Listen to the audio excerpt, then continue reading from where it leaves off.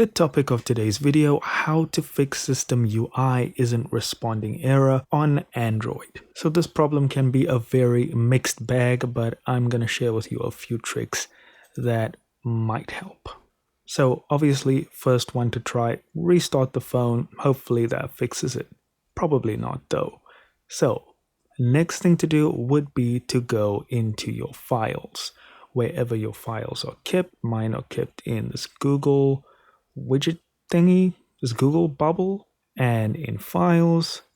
And there I can see my internal storage, and I have 14 gigs free, which is actually quite little. I should free up more space.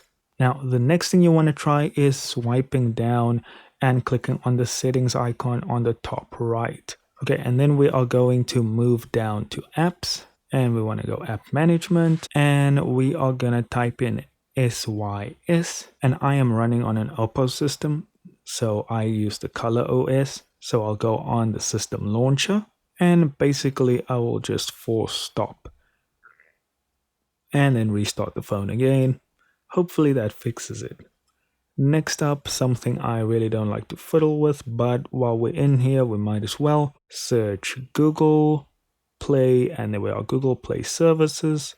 And what we want to do here is go into our storage usage, and you can definitely see here that I need to free up more space. This calculating is not supposed to even take this long. So what we want to do is clear the cache there. Alright, so if none of those work, it could be that you are using a custom launcher. Uninstall that immediately. And then if you are using live wallpapers or some sort of crazy wallpaper, do consider going to a plain standard wallpaper. No fancy widgets, no fancy launchers. And hopefully that fixes your problem. Thank you so much for watching. Do consider liking and subscribing. And if you find some other solution, drop it down in the comments to help the next person.